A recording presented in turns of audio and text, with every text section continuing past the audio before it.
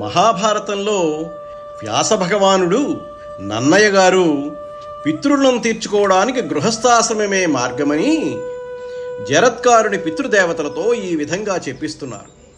తగియడు పుత్రులన్ పడసి ధర్మవు తప్పక తమ్మున్ ఉత్తముల్ పొగడగ మన్మహామతులు పొందుగతుల్ కడుఘోర నిష్ఠతో తగిలి తపంబు చేసియును దక్షిణలిమ్ముగనిచ్చి యజ్ఞముల్ నెగడగ చేసియున్ పడయనేరరు అపుత్రకులైన దుర్మతుల్.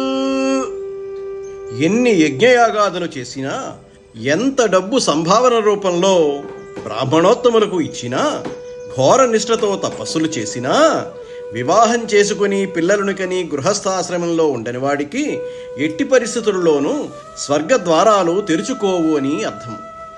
జరత్కారుడు వివాహం చేసుకోవడానికి ఒక షరతు పెట్టాడు. అదేంటంటే, తన పేరున్న అమ్మాయి దొరికితేనే పెళ్లి చేసుకుంటాను అని. ఇది చిత్రమైన కోరికలా కనిపించినప్పటికీ అటువంటి ఆలోచన రావడానికి కూడా కారణం ఉంది.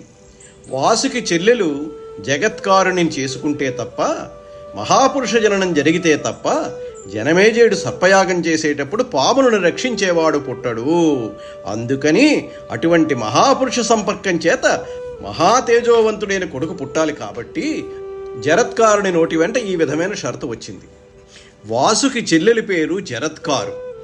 ఈ విషయం తెలుసుకున్న వాసుకి తన చెల్లెలైన జరత్కారును తీసుకొని జరత్కారుడి దగ్గరికి వెళ్ళి, ధన్యం వయ్య భవత్కులంబు, ధన్యం వయ్యి భవత్కులంబు, అతి కృతార్థం వయ్య అస్మత్కులంబు, అన్యోన్యానుగుణాభిధానములన్ చిత్తానందముందెన్ వివేకన్యాయాన్విత భూసురోత్తమ జరత్కారు జగన్మాన్య ఈ కన్యాభిక్ష పరిగ్రహింపుము జరత్కారున్ మదీయానుజన్. జ్ఞానం, ధర్మం అనే 2 గుణాలు కలిగిన ఓ బ్రాహ్మణ శ్రేష్ఠుడా, లోకపూజ్యుడా, జరత్కారు, నా సోదరి అయిన జరత్కారుని నీకు కన్యాభిక్ష ఇవ్వబోతున్నాను, పరిగ్రహింపుము అంటూ, మీ వంశము పుణ్యవంతమైంది, మా వంశము ధన్యమైంది అని వాసుకి జగత్కారు మహర్షితో అన్నాడు. జగత్కారుడు తన పితృదేవతలతో అన్నాడు కదా, నా పేరు ఉన్నటువంటి అమ్మాయి అయితేనే పెళ్లి చేసుకుంటానని అన్నాడు కదా, అదేవిధంగా సమామ అయిన కన్య అతనికి లభించింది. ఇక్కడ జరత్కారు మరో షరతు పెట్టాడు.